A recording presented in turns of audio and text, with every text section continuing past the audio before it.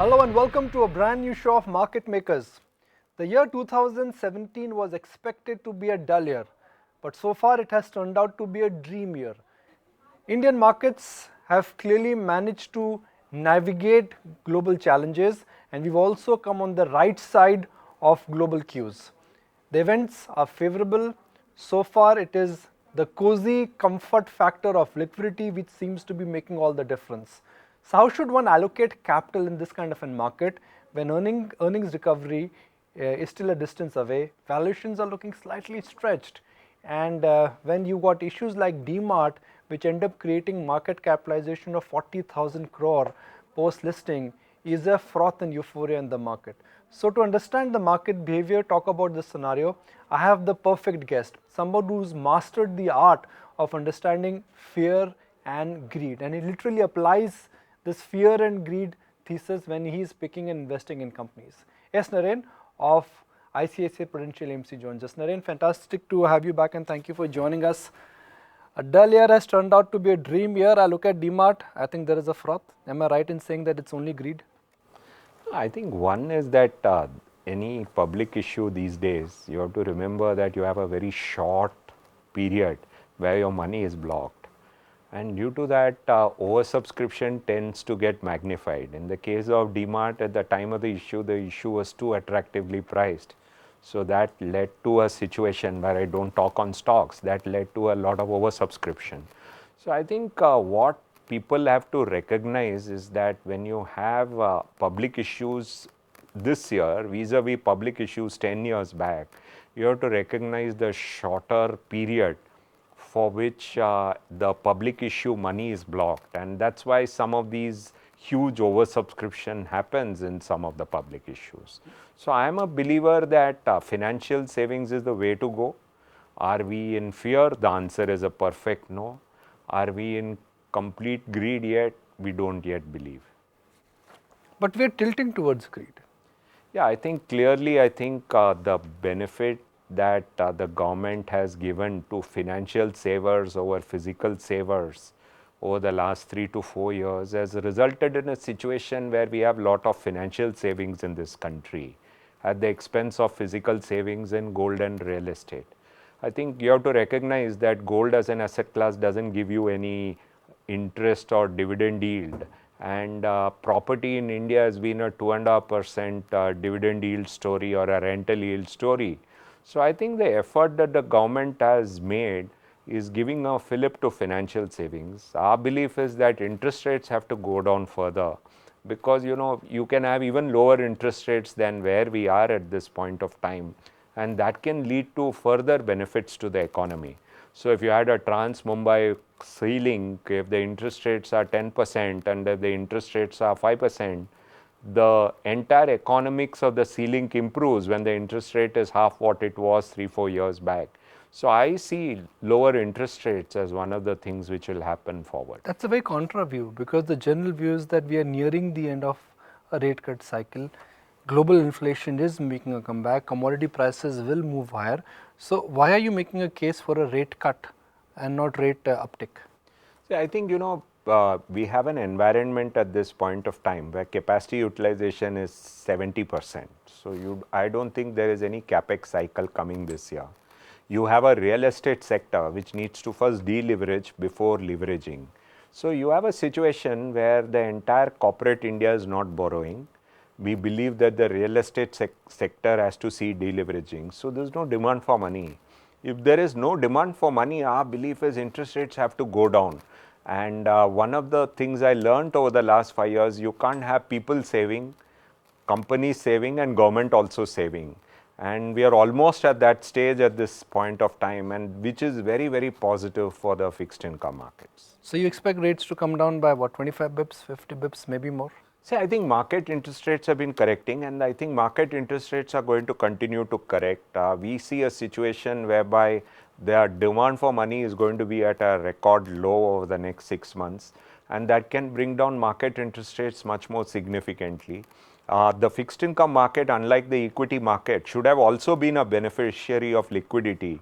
But it's surprising that the fixed income market didn't see the benefit of liquidity. The liquidity went into the equity markets alone. And I think going forward, there's much more margin of safety at this point of time in the near term in fixed income markets because they have not got the benefit of financial liquidity. So you will not be in a hurry to say that the best of the debt fund returns are behind us, because debt funds have given super returns in last 3 years.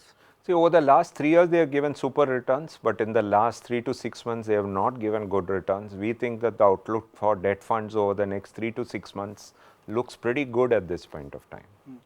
Nimish just made a point on a public forum. I have that article with me where he's making a case that more than small caps, large caps, they offer better margin of safety. I've heard you also comment on this aspect about 3-4 months ago. But small cap stocks, they continue to outperform large cap stocks. Now the performance is very, very stark. So if you're a financial investor, you would say, okay, I understand there's margin of safety with large cap stocks, but if I'm buying large cap stocks, I'm underperforming. So I think clearly both have given decent returns, and I think small caps have given even better returns. If you look at large caps, different sectors actually took the sector down. In the case of financials, the NPL problem reduced the profitability. Sectors like technology saw lower growth. In 2015-16, you had a massive fall in metal and oil prices, which brought down earnings. But when we look at the next 2 years, it looks like that there's huge margin of safety in large caps because the earnings reset has happened in most of the sectors. The first sector where the earnings reset has happened and where earnings is going to come immediately is going to be metals and oil sector. But over the next 2 years, we think that the rest of the sectors will also see an earnings reset. And the outlook for large cap earnings look pretty good over the next 2 years. We are going through a phase where earnings were poor, but I think the next 2 years large cap earnings should do well. We both are followers of Harvard Marx, and this time when I met him in India, what I learned from him is that if an asset class gets a good nickname, it's badly priced. If an asset class gets a bad nickname, it's decently priced. So which asset class or which group in the market has got a good nickname, and which asset class or which group has a good nickname? See, clearly 2 days back, there was a person who said, how can I invest in debt? It was a panel discussion. And the person asked me, how can I invest in debt? Isn't debt an unsafe asset class? And it was very interesting that if you see the debate, the people see debt as an unsafe asset class and see equity as a very safe asset class. It should be the other way around. So that itself goes to show it is debt which is clearly much more attractive as an asset class at this point of time. Clearly, at this point of time, I would agree that real estate is also an asset class which doesn't have a good name as such, but I think rental yields have to go up to around 4% in residential areas. If it does go up, I think real estate will become an attractive asset class. My own personal view is 2 years from now or 3 years from now, residential real estate could be an attractive asset class. But right now, it is still going through a downward phase. So I would say debt is clearly the best asset class at this point of time, and every other asset class is relatively, compared to debt, not that good. A call which was a real contra call 6-8 months ago was when you bought in telecom stocks. Now the consolidation is happening. Instead of a multi-player industry, hopefully there would be 3 or 4 large players now. In your last declared portfolio, I can see Bharti is right up there. Bharti Airtel is about 8 or 9% of your portfolio. You bought these stocks very cheap. You think the best for telecom is yet to come, or that one-time gain is over? We actually think over the next 3 to 5 years, the outlook for telecom is very good. But next 3 months, 6 months is very difficult to make a call. So we believe as long-term investors, we believe that telecom as a sector we should bet on, because there is clearly the sector is seeing bottom margins, you're seeing maximum competitive intensity, and you still see some declines in prices. So I think with a 3-year view, we like the sector. With a 3-month view, it's difficult to predict what would happen to the sector. You've liked power utilities in the past, and the logic what you gave me last time was that if rates come down, utilities, they will give good returns. You continue to like that sector. So you expect that utilities will do well because rates will come down? We are clear believers that rates will still come down, and that's why utilities becomes a attractive sector. Our own view is that how the cycle plays out is that first interest rates come down, there is no leveraging happening. That in that phase, utilities and debt tend to do well. Then after that phase is over, there's a leveraging cycle. In that leveraging cycle, equities and banking stocks do well. So I think we are still in the phase where debt and utilities will do well. But if I take a 3-year view, it will move from debt and utilities to banking and equities. But that is over the long run. You know, what I've always admired about you is that you first take a macro call and then you try and identify turning points. And just for the benefit of our viewers, Naren did buy into IT and pharma when there was a problem with a fiscal deficit and with a trade deficit. You bought mid and small cap stocks, I think, in end of 2013 when they were cheap. So where can you spot that kind of a turning point for us within the market, sir? See, what we have been telling people is we are actually what we call mid-cycle. Okay. In mid-cycle, what happens is it's easy to get money into an asset class, and the asset class is not dirt cheap. So in fact, it is fairly valued. So we are in one such period where we are not at a turning point, we are in the midpoint. And in a midpoint, you are in a situation where frankly, it's difficult to make a case where something is dirt cheap. So we are not in that dirt cheap phase of the market, we are in mid cycle. So what do you do in mid cycle is you don't invest for the very long term. Even in equities? Even in equities, because what happens is when you invest in mid cycle, there is an end cycle which appears 2 to 3 years from now. At that point of time, the market gets overvalued. But why are you saying that? Earnings recovery hasn't started. So earnings recovery will start in next 18 to 24 months, and then earnings have to peak out. So we are at least 3 years away from the earnings peaking cycle, or 4 years away maybe. So if you're 4 years away from the peak of the earnings cycle, so then good returns are yet to come. So that's why clearly you're going to see good returns from mid cycle to end cycle. The kind of returns you can get can be much, much more than what you expected. But having said that, we do believe we are in mid cycle. You can see the optimism on the asset class that happens in a mid cycle. In an early part of the cycle like 2013, people have disbelief, and we are out of the disbelief phase in equities. So clearly we are in mid cycle. I do agree with you, earnings haven't come. I do agree with you that the outlook for the next 2 to 3 years is good. But I think, in this phase, what has happened is before earnings has come, the markets have been going up. So when earnings come, again, if the market goes up substantially at that point of time, actually we will lead to a pretty costly market. But I am a big believer that we are in mid cycle and the outlook for equities is very good for the next 2 to 3 years. But I do still believe in cycles like Howard Marks. So I believe that after 2 to 3 years, there would be a big bull market. And after that, at that point of time, how we all conduct ourselves is going to be very interesting at that point of time, because we shouldn't repeat the mistakes of 2007.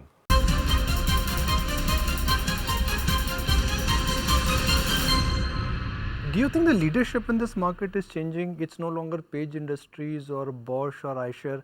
If I look at the Nifty top performers for this year, followed by the mid-cap performers, there are signs of strength in early cyclicals.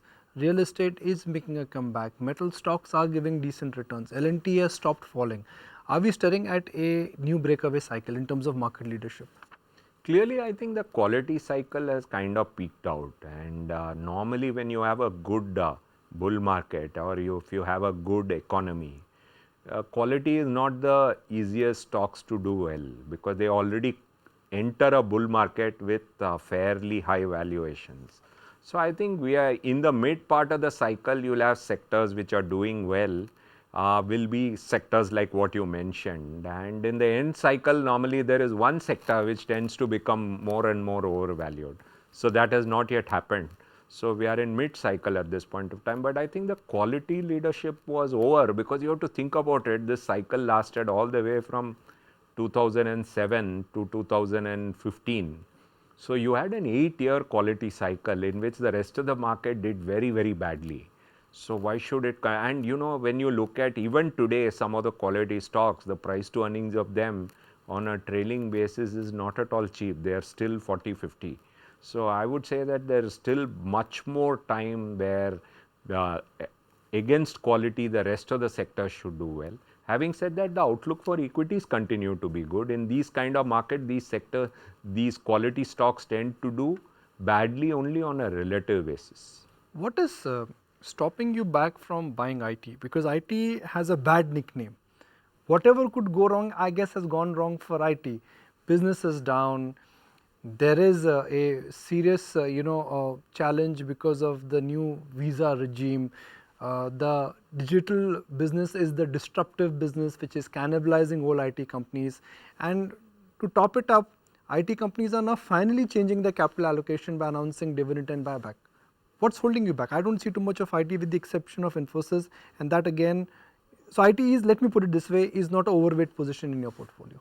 See, basically, one of the principles I have found useful is to look at aggregate market caps of a sector. And when you look at aggregate market caps of the IT sector, it's not low. It would be one of the highest sectors with aggregate market cap. For a truly contrarian opportunity to emerge of a big scope, I have seen that market caps work much better than any other form of metric. So if you look at 2007, you had one real estate company being equal to the rest of the healthcare sector. If you go back a year back or in 2015, one healthcare stock became equal to the market cap of the entire metal sector. So what I find is right now on market cap terms, I don't find that the sector is dirt cheap. And I like to see, for example, one of the reasons why telecom I liked and I continue to like with a 3-year view is the aggregate market cap of telecom sector in India is less than the aggregate market cap of telecom sector in a country like Indonesia or Thailand, which has a population which is 1/7 or 1/10 or 1/20th India. So what I use is market caps, and on market cap basis, the sector is not dirt cheap. And I believe that it's a sector where sector growth is slowing down. Uh, are the companies good quality? The companies are good quality. They actually are moving to a model where they are actually trying to give back money to the investors. So that will protect the sector from not doing badly. But the sector is not dirt cheap at this point of time in the way I look at it on market cap basis. If I look at the market capitalization of Kotak Mahindra Bank, and if I keep State Bank of India aside, put the market cap of all the PSU banks together, they will be less than the market cap of Kotak Mahindra Bank. So what I'm trying to understand from you is that, is there money to be made in PSU banks now? Or those are bad businesses? They may look cheap, but just because stocks are cheap, you should not buy them. I think clearly there is a value argument in some of the banks, and that's one of the reasons we have increased our allocation to some of the cheaper banks in the market. Largely corporate banks. Largely corporate banks. And having said that, it is not yet reached a situation where, you can. I think about a year from now, one of the banks was genuinely equal to the market cap of all the other banks. That is no longer the case, and I think clearly we are in a situation where if the NPL problem settled down, as such I have seen that the moment you have a leveraging cycle, banks do well. If you look at what has happened to banks in America, the banks in America have done exceptionally well in the last 1 year because there was a leveraging cycle. So I think somewhere a year from now, I expect to see the start of the leveraging cycle. Who will drive that? Because demand is not there, Naren. It's very simple. 70% is the market capacity utilization. It will go up in 2 years to 90%. Once you approach 85%, capex will start. And so I think 2 years from now, a capex cycle will start, and that will drive demand for money. So that's why our view is that the outlook for fixed income and sectors like utilities look very good over the next 1 year. The 3-year outlook on equities and banking kind of sectors look very good. So I think it's only a function of capacity utilization. So if capacity utilization comes in the next 2 years, which I expect will happen, you will see a capex cycle 2 years from now. Of course, many of them predicted it 2 years back. Now we are predicting it in 2018 second half. That's the reality. You're not taking any outsized bets. Right now, we are not in a mood to take big outsized bets because we are in mid-cycle, and in mid-cycle everything goes up. And when we reach end cycle and we see some sectors have gone completely ballistic, then it makes sense to take out money completely. But in sectors like financials, I think clearly, because with my value mindset, I am not betting on the high growth financial companies. I'm betting actually on the lower growth financial companies. You know, with any other guest, my first conversation or the first answer is centered around liquidity. I guess we haven't discussed the importance of liquidity. Is this a miserable market for a fund manager like you to invest, who hunts for value, who hunts for fear? Now, right now there is liquidity, and liquidity is ensuring that there is no large price and dislocation in this market. So I think what we did as a house is popularize dynamic asset allocation products like equity income balanced and balanced advantage fund. The advantages with these products are they can invest in debt, they can invest in equity. So today if you look at it, these kind of funds have been getting inflows, and we are able to use that to buy some of the debt instruments whose prices have fallen in the last 2 months substantially. So I would say that, you know, we have solved to an extent the liquidity problem by actually recommending funds like equity income, which can invest only between 20 and 40% in debt, a balanced advantage fund which can't take more than 80% in equity. Those kind of products, I think, have ensured that we can actually invest in debt today, because as the equity market, we were very positive on equities in February post the budget. But you know, in March, given that equity had performed substantially, there was scope for us in some of these funds to actually sell equity and put that money in debt, which was an underperforming asset class. Who has influenced your thought process the most?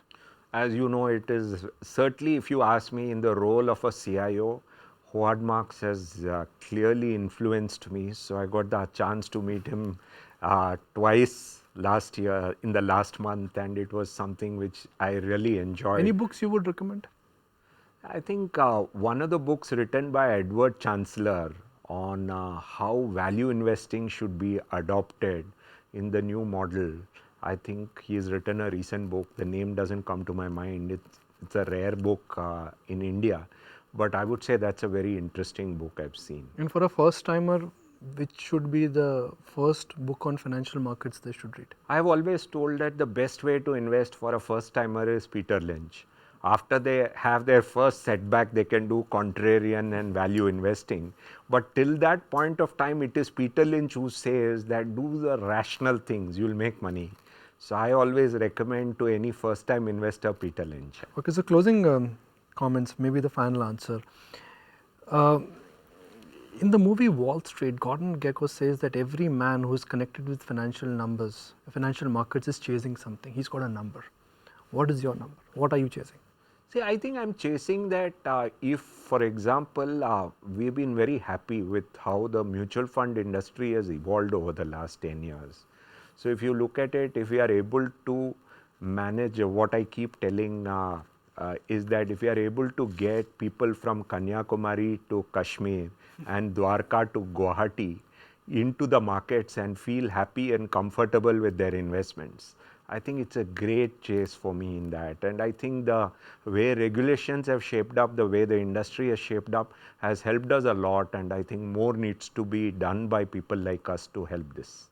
And I can assure you that ET Now as a channel, as a forum, we are on the same page, and our combined objective should be to really convert millions of naysayers as investors and balance and reach them, help them reach their financial goals. I always think ET Now has done it, and I've actually always valued it a lot. Well, I was looking for that endorsement maybe before we wrap the show, but appreciate your time. Thank you. Thank you for joining us. That's it on this edition of Market Makers. Bit of personal side of S. Naren. Every time he's been in our studio, we've asked him, direct questions on macro and markets. But today it was Naren, his personal side, the books he read, and what really makes him happy.